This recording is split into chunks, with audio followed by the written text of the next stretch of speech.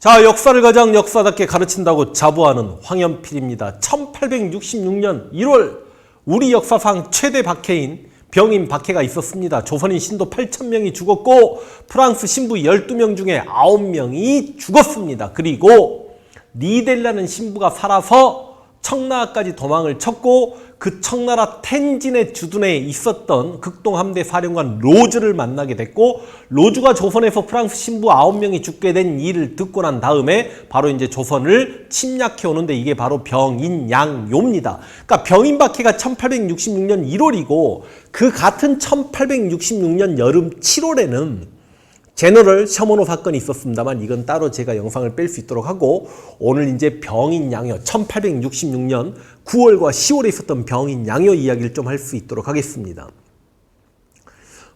로즈 제독이 프랑스 함대를 몰고 처음부터 침략해 오는 게 아니라 우리 강화 해협을 쭉 항해를 해서 서울 바로 앞에 양화진까지 들어옵니다.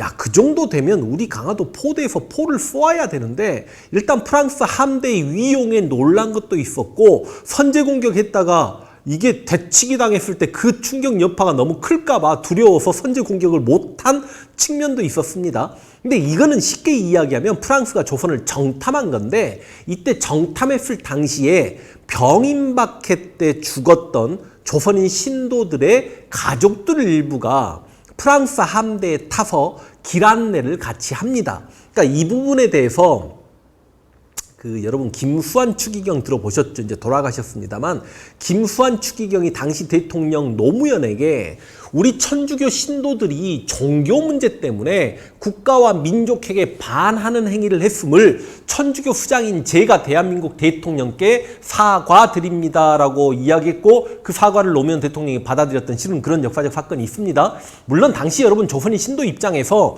종교의 자유가 억압받고 내 나라가 내 가족을 죽이면 그건 나라가 아니죠. 솔직히 말씀드리면 그분들 입장은 이해를 합니다만 조금 더 큰 차원에서 보면 대승적인 차원에서 김수환 추기경이 그런 사죄를 하지 않았나라는 걸 생각을 한번 해봅니다. 그래서 1866년 9월 달에 이렇게 강화해협을 거슬러 올라와서 정탐을 왔던 프랑스 군대가 이제는 마음먹고 그냥 강화도를 침략해서 들어옵니다. 본격적인 병인양요입니다. 강화도를 쳐들어오는데 이게 강화도 포대에서 프랑스 함대에게 포를 쏴봐야 바다에 퐁당퐁당 빠져요. 그런데 프랑스 함대에서 포를 사격하면 강화도에 여러분 갑곶, 광송보, 초지진, 덕진진 이런 포대가 있습니다만 당시 갑곶이랑 이런 것이 박살 나버립니다. 그러니까 여러분 이건 뭘 의미하는 거냐면 육지에서 쏘는 포의 사정거리보다 배에서 쏘는 포의 사정거리가 길다라는 건 이거는 지금으로 치면 항공모함 가지고 있는 거죠. 그래서 강화도 개박살 내버리고 오히려 강화도 반대편에 지금의 인천 쪽에 한성근이라는 장군이 지키고 있는 문수산성까지 개박살을 내버립니다. 그리고 강화도를 완전 점령해버립니다. 그러니까 이제 강화도는 누구 땅? 프랑스 땅이에요. 그런데 몇 차례 전투를 통해서 조선인들의 열등함을 프랑스인들이 충분히 느꼈고 청나라와 전쟁할 때도 너무나 쉽게 이겼던 친구들이 프랑스 애들인데 얘네들이 조선인에 대한 너무나 큰 우월의식을 가지고 있었던 것 같아요. 그런데 나름 이제 조선에서는 대원군부터 노발대발하고 당시 강화도주부터 막 이렇게 다 혼내기 시작하고 그러다가 양언수에게 명령을 내립니다. 이 양언수 장군이 참 멋있는 게 부하들을 불러 모아놓고 우리가 쟤네들을 군사력으로 이길 수 없다. 무기로도 이길 수 없다. 우리가 이길 수 있는 유일한 방법은 쟤네들의 자만심을 이용하는 것밖에 없다. 와, 제대로 당시 상황을 파악하고 있었습니다. 그래서 양언수 장군이 조선 병력이 기껏해봐야 170명인가 모아줘요. 그러니까 이게 나라가 아니야. 그래서 군대가 없으니까 누구를 불러 모으냐면 전국 각지의 사냥꾼들을 불러 모읍니다. 사냥꾼들 여러분 목숨 걸고 호랑이를 쏘아야 되니까요. 가까운 사정거리 내에서 사격술은 정말 대단합니다. 그쵸? 그리고 동물이 사람보다 더 빨라 그걸 쏘아서 맞춘다는 거 아닙니까? 사냥꾼들, 포수들이 또 한 300~400명 모여요. 그들을 데리고 이것도 좀 신기한데요. 새벽에 몰래 강화해협을 건너가지고 강화도 남쪽에 있는 정족산성까지 들어갑니다. 이게 강화해협을 건넌다는 게 여러분들 이해를 하셔야 되는 게 우리 고려 때 몽고가 침략해 왔을 때 최씨 무신 정권과 고종이 이건 지금의 근현대사 고종이 아니고 고려 고종이 당시 최우 정권과 함께 강화도로 피난을 가잖아요. 여러분 강화해협은 실제로 그렇게 썰물 때는요. 강화도에서 인천 쪽 향해서 야 이 개자식들아 하면 들려요 이 소리가. 폭이 좀 좁은 곳은 100m 남짓밖에 안 됩니다. 한 200m 될까? 그리고 강화해협이 우리나라에서 물살이 제일 센 곳이죠.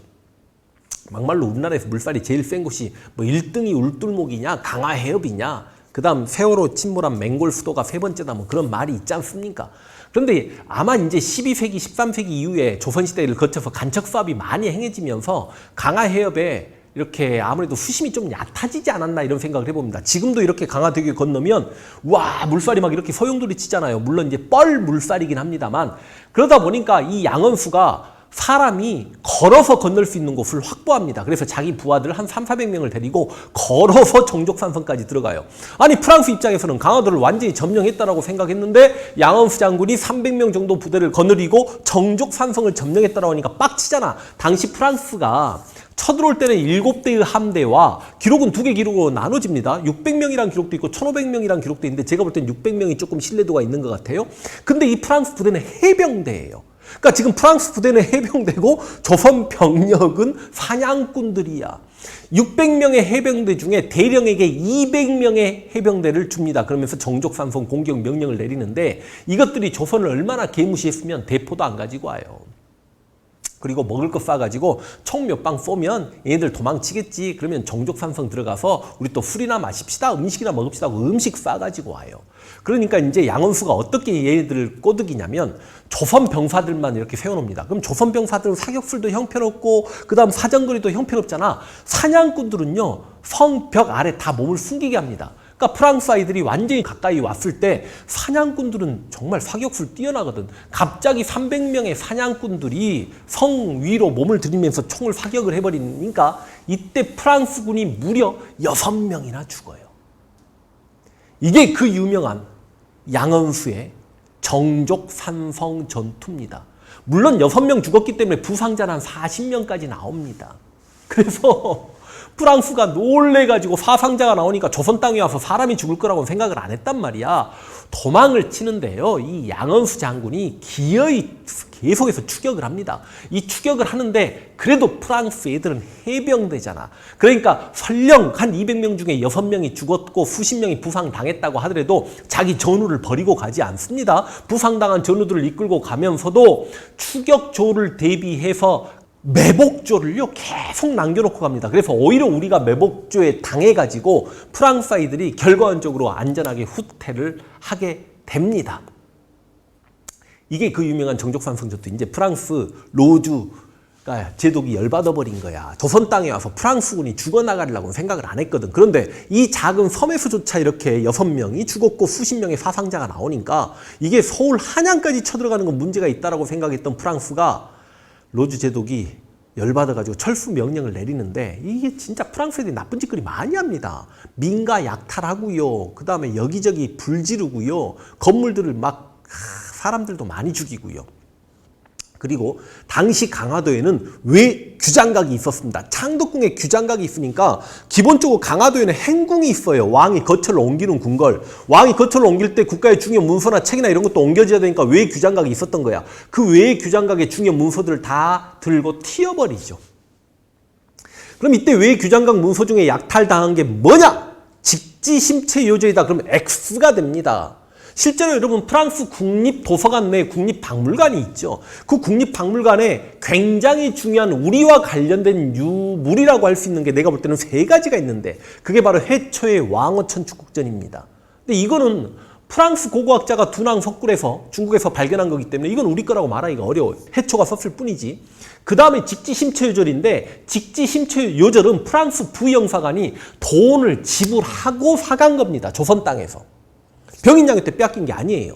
근데 병인양요 때 이 외 규장각에 왕실 의궤가 보관돼 있었던 거야. 이 왕실 의궤가 뭐냐면 이건 조선에서만 만들어지는 겁니다. 실록은 여러분 왕과 왕의 그러니까 실록은 제가 따로 이야기해야 돼요. 실록은 너무 길어집니다. 그러니까 실록은 말 그대로 실록인 거 알고 계시죠? 역사서고 왕실의궤는 조선에서 궁궐내에 무슨 행사가 있으면 그걸 그림으로 그리고 글로 설명한 걸 의궤라고 이야기하는데 보통 의궤는 10부가 작성이 되면 한 부는 어람용으로 왕이 직접 보는 거고 9부는 보관용인데 여러 왕실 의궤 중에 일부가 강화도 있던 게 프랑스로 건너갔던 거죠. 근데 왕실 의궤가 세계 문화유산이거든요. 근데 이게 프랑스 국립박물관 안에 도서관에 짱 박혀 있었기 때문에 여러분 루브르 박물관에서 이게 조선의 의궤입니다 하고 그런 거 전시 안 하거든요. 이런 게 프랑스에 가 있는지도 몰랐는데 프랑스에 살고 계셨던 박병선이라는 역사학자, 여자분이십니다.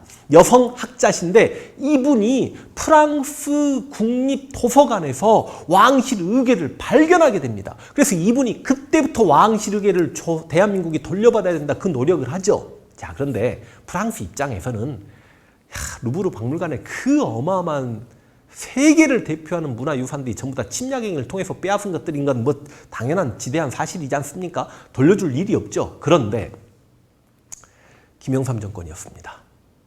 김영삼이 1995년 무렵이었는데 그러니까 지금 한 25년 전이죠. 여러분 25년 전에 우리나라 서울과 부산을 연결하는 대규모 공사가 시작됩니다. 무슨 공사? 하고 제가 질문을 하면 일부는 경부고속도로 여러분 경부고속도로는 박정희 정권인 1970년에 완공이 됐고요. 또 일부는 대우나? 대우라는 이명박 정권 지금으로부터 10년 전쯤이고 25년 전쯤 무슨 공사? 경부고속철도. 근데 그 당시 우리 기술력으로 고속 전철을 만들지 못해요. 세계에서 고속 전철을 가장 잘 만든 나라 어떤 나라? 압도적이죠. 전 세계 기술력을 다 합쳐도 이 나라 하나를 못 이깁니다. 어떤 나라? 일본.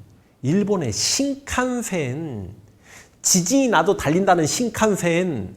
2011년에 일본에 쓰나미 왔을 때 일본의 어떤 신문에 헤드라인이 신칸센도 멈췄다. 그게 2011년을 장시간 최고의 헤드라인이었죠. 근데 여러분 우리나라 국민 정서상 일본 고속철도 신칸센의 기술 협력을 받지는 못합니다. 왜? 우리 철도 생각해 보세요. 경인선, 경의선, 경부선, 경원선, 호남선 다 일제가 졸라게 잘 만들어놨어. 지금까지 그걸 쓰고 있단 말이야. 그런데 고속철도마저 일본의 기술 협력을 받아요? 제가 또 일본 답사 갔을 때 신칸센을 또 타보지 않았겠습니까? 신칸센 올 때 차 진짜 예뻐요. 어떻게 그렇게 만든지 몰라. 돌고래 모양이야. 너무 예뻐가지고 신칸센이 오면 와 하고 막 껴안아주고 싶어. 그럼 죽습니다. 신칸센을 탔을 때 어떤 느낌이냐면 그러니까 우리 KTX 요즘 SRT보다는 좀 더 오래된 기차인데 우리께 사실대로 이야기할게요. 우리께 이제 막 새로 뽑은 뭐 소나타 수준이라면 저기는 한 3년 정도 탄 벤츠 S500 타는 느낌? 진짜 그런 느낌이 들어요. 더 넓고 훨씬 더 빠르게 가는데 더 안락합니다. 그런데 어쨌든 간에 이 신칸센의 기술 협력을 받기는 그래서 신칸센보다 수준 차이는 한참 나지만 그 다음 세계에서 2등, 3등으로 고속철도를 잘 만든 나라가 독일하고 프랑스입니다. 서로 한국에 기술 협력 들어오려고 난리치는 이 마당에 당시 대통령 김영삼이 프랑스를 방문합니다. 그럼 당시 프랑스 대통령이 미테랑이라고 김대중의 절친이기도 했고 프랑스인들에게 드골 대통령 이후에 가장 많은 사랑을 받았던 대통령이 미테랑이죠.